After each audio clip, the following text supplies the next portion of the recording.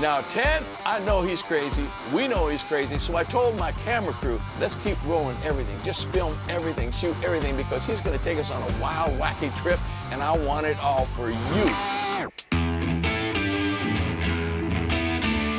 I just saddled up a horse. Come on, look at you. You're in heaven and you know it. And I'm so glad you got dressed up for me. Well, I've been doing my chores. Chores, C-H-O-R-E-S. It's when you do laborious work. Step aside, step aside. Welcome to another rock and roll road trip. How you doing, lady? Okay, so Ted, what am I in for today for a rock and roll road trip? You think we can squeeze all this into one trip? Not a prayer. Not a prayer? Not a prayer. Well, It's going to go into uncharted territory. You've heard about the road less traveled? This is the non-road never traveled, and you, Sammy Hagar, are going to break it open with me. Oh, boy. I know you love horsepower. Yes, I do. So we'll do the horsepower. I'm behind the wheel. I like it a lot better than shotgun, but okay. Well, we'll put some I'll suck G-forces it up. on that handsome I'll face. suck it up. And then I got, you know, from horsepower to the mystical flight of the arrow. Did you read that piece? I certainly did. I want to sit down and talk about that. Not at five, not you know at But we're going to shoot 500 some arrows, horsepower. so I want to turn you into the mystical flight. Well, here. yeah, because And then we might cook some sacred flesh that I harvested just for you. I'd be down with that. I'm totally down with Delicious that. venison. And then we're going to play some guitar and bass and rock and roll and get Vic. Vic is with us, right? I ain't playing it, Vic ain't here. Vic Johnson's in the house! Oh, excuse me. Because I'm... Ted, this is so awesome because you're the only guy I've ever interviewed that I don't have to say shit. Was that an interview? Yeah.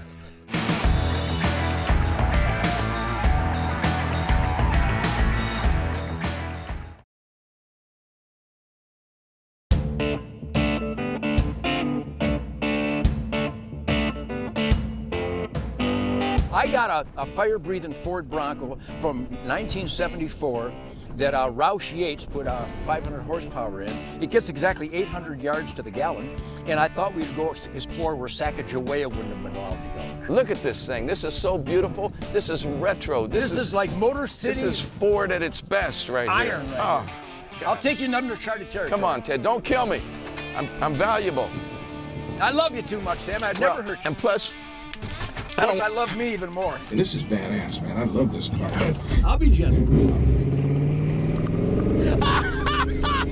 call this motherfucker the Motor City Madman for known reasons.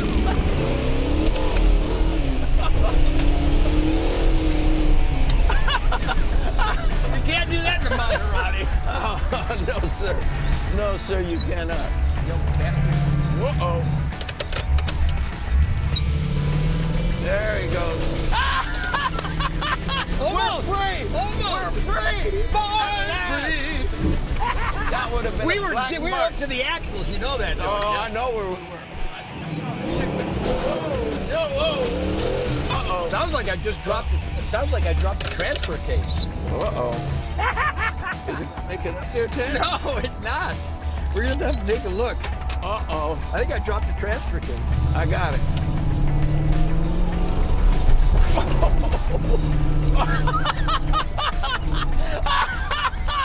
And he said he was going to take it easy on me. Believe me, that was almost pussified, that was. I just want to say two things. Now I know why they call him the Motor City Madman, okay? It ain't bullshit. Damn! Sammy, do you feel the love? Hey!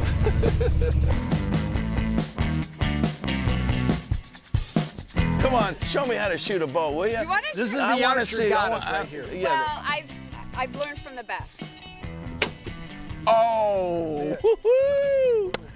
Wow. But archery is about form and grace and stealth and oneness with the path of your life. Man, you almost split the arrow. Robin Hood. Oh my God. That's my girl. Oh my God. Come She on, made Queen stop of the it. Forest. Stop. I gotta take a close look. Look how close that is. Unbelievable. Wow. And this designates the vitals of a big game animal, so you kill them cleanly and humanely. You want to just touch one off? Yeah, I do. Just touch one off. Yeah. Ladies and gentlemen. And look at that spot and let her go. Get at that guy. out! That's awesome. That's bow and arrow. Well, it wasn't in the kill spot, so. That's the first time. That was Wow. good form. Wow. You've shot before, haven't Wow. you? So it's the mystical flight of the arrow. There you you go. go. That's the stuff. Great. Wow, pretty close to my other one. I got the target this time. I mean, I got in the range. That's awesome. You pull back to as far as you can feel it, and you let it roll off the fingers. Great shot. That was awesome. But if you shot an arrow, that's all we're here Good job, for. honey. Can I But have it a bounced try? off. Mine? We're not going to eat tonight. It bounced off. You'll never. Look at that! That's bad. No, it's out of sight. Stump. Fantastic. Awesome. Okay, Good for come on. you. I call it the mystical flight of the arrow, the physics of spirituality. When you're at full draw, I'm telling you, the world goes away. I knew John Belushi, I knew Bon Scott, I knew Keith Moon, I knew Jimi Hendrix, and they all were desperate. We're all desperate to get the sonic outrage away for a brief time in between music. And archery, I say, cleanses the soul. I escape, especially my music, the insanity and the intensity of my music. If I didn't have this, I'd have killed you by now. I mean, you wouldn't have opened up for me. I'd have sacrificed at the You altar. probably wouldn't be here, Ted, like a lot of those I think other so. guys. Yeah. Never mind, Ted. He'll try to do this for the rest of the damn day. I need to go in and talk to him about what he really does, and that's play music, okay? That's why I love Ted. That's how I met Ted, and that's what we're going to dig into now. Let's find out what he's all about musically. Excuse me, sir. Can I use you for a couple minutes? You can. Yeah, I need to talk to you about music.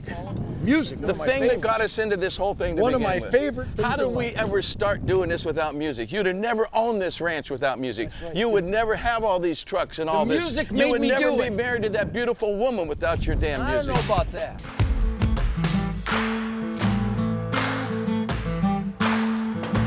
Hey, Red Rocker Sammy, Hagar here. Welcome to another rock and roll road trip. Now, this afternoon I've been spending the day at a friend's house, a guy I've known since about 1976. Known about him before that, but finally got to be friends. The guy has never changed. The one and only Mr. Ted Nugent. Sammy, you deserve me. Oh, sorry, Ted. I didn't realize you were right Here I next to am. me. I wouldn't have said such nice things about you My if I'd known you. spirit preempts the entrance, man. So I'm so glad that you're here. We are so proud of our American dream, the wildlife and the wild ground and the horsepower and the ballistics and the beautiful women. So I'm more than happy to share that with you. Well, thank you, Ted. And I learned something today about you, as long as I've known you, that I really, I always saw you in a professional manner. You'd come to my shows, I'd come to your shows. We did shows together many times. A lot of rock and roll. So when you're in that environment, people act a certain way. But I saw you today and acting exactly the same way. But the thing that I noticed more than anything is how happy you are. You seem so content and so happy. And I've interviewed every damn rock star. I've been around every rock star on the planet, and a lot of people aren't happy.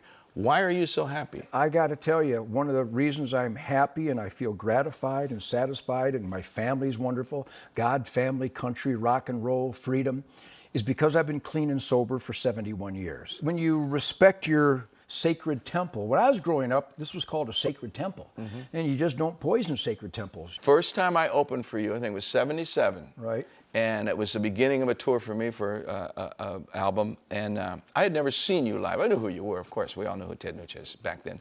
You come out, and I'm on side stage, and I'm going, holy shit, you guys, you just come running on stage with your 10 twins on 10. Yeah. This crazy bird. Howling noises. Jumping on anything and everything. The speakers, the side fills, out over the thing, over the drum riser, out over the thing, and just running all over, hitting all these big crazy chords, and the band just crescendoing with you, and then all of a sudden it just... And then I scream. Yeah, and then to get us, and you did a sound check on, for your opening song, and the God's truth. I stole that from you, and I still do it today. I don't run and jump off of things anymore. You hurt but yourself. my band, I don't like to do sound checks. That must make you feel good that you influence so many people, because you've influenced more people than you probably get credit for. Well, I communicate with musicians when I'm on tour a lot. And I have some friends in the industry, you and the guys in Aerosmith and a lot of different musical friends. But I'm a hardcore hunting guy. And during the hunting season, it's early to bed and early to rise. So I'm not a very gregarious guy outside of the different charity work I do. I stay home and I hunt pretty much every day. There's the rock and roll firestorm, and then there's the spiritual, sacred season of harvest, and they really augment each other. Do you ever feel that you don't get enough credit for your spirituality and what you do for nature and what you do for this country and all that stuff? Do you ever feel like you get a little bit blacklisted in certain realms of life because of your outgoing, madness. It doesn't bother me as an individual. It bothers me as a human that other humans are that dishonest to not admit what they know is true about me. I don't need any outside acknowledgement because, quite honest, Sammy, when I get in here and play my guitar licks, I know I'm a bad motherfucker. Yeah, I know you feel good about yourself, Ted. I feel real good about my guitar. Who do you love, Ted? Who, besides your wife and your family? Who do you love? Yeah, exactly. 28 miles of barbed wire. I mean, another artist, a writer. I love people who put their heart and soul into any endeavor. And who is that? Or somebody you've never met? Who's someone that you idolized your whole life and never met? I never met James Brown, and he had such a powerful imprint on my overall work ethic, dedication to musical authority, not just the songs and the licks, but musical authority. Even though I didn't meet him, I feel like he's in me. I feel like if I played I Feel Good right now, I could play those horns. Boom, da ya ya ya, bat that and bat ya ya. I could play those horn parts perfectly. Who's the greatest musician you think in rock? Who before and now and era? Who's the man to you? I know what that question means, but because music is so diverse, if I wanted just pure grunt, just pure sensual grind, I would give it to Keith Richards. I love Keith. No, come on, Keith. I love Keith He's the most true musician, rock star. He's 24/7. He must have been drunk on every recording because the slur, but he's in control. That's what we hear anyway. It's a controlled, sly, nasty, primal burp, and I love that stuff. But then when it comes to other type of music, I mean, I'm in awe of everything the Beatles did. Yeah, of course.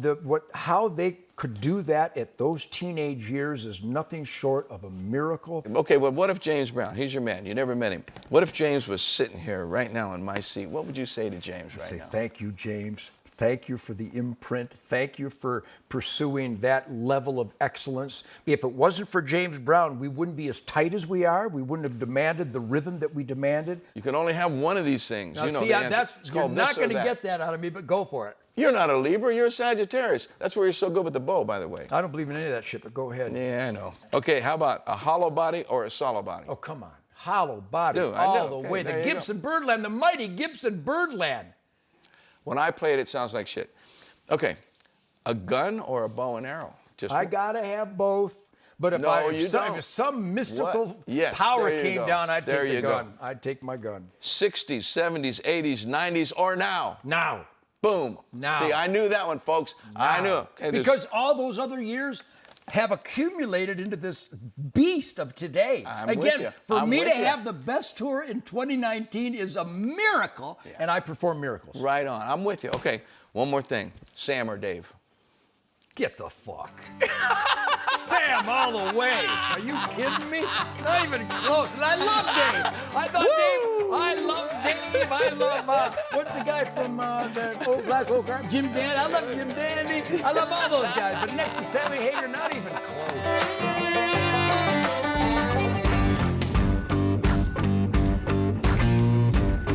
Here's the greatest story. This is why I'm a defiant motherfucker and you love me. This jam called Strangle Hold that I had never played.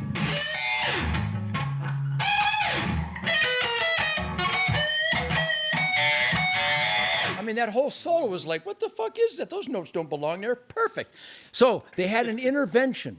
And all of a sudden I realized this meeting was about me. They went, Ted, Strangle Hold's awesome, but I don't think anybody wants to hear a jam with a long guitar solo anymore. And I'm sitting there going, okay, anybody else got a comment? So we're in there playing it, and Cliff and Rob, everybody does a great job. But I had a Birdland through a Fender to do a rhythm track, the whole...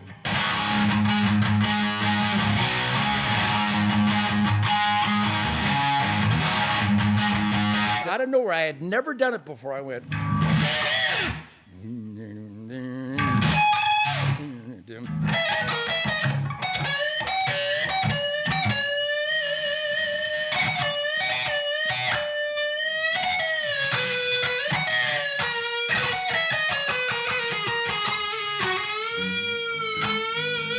And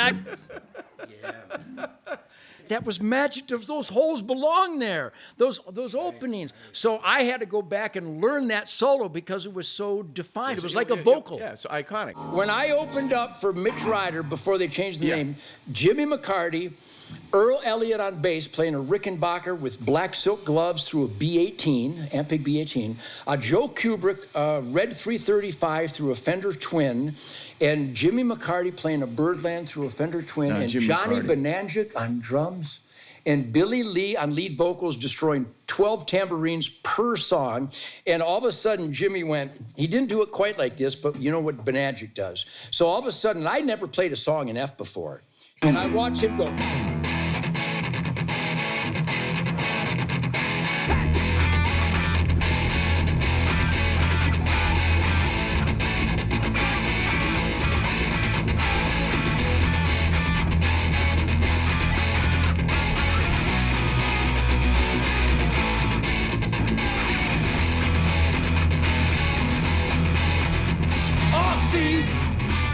C.C. Ryder, come on, see, baby, what you have done now. Oh, C.C.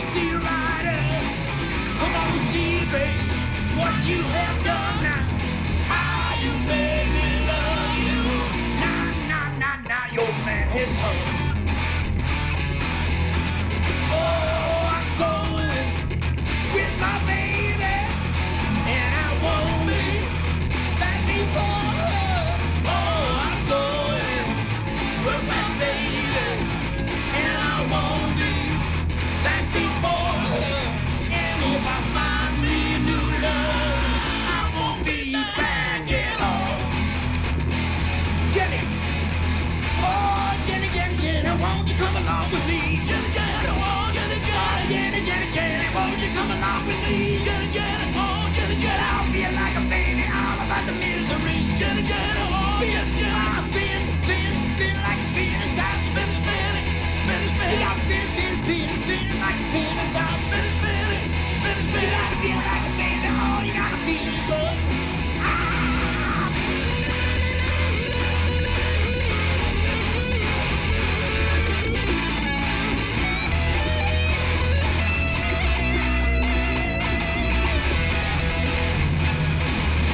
But that whole chicka thing,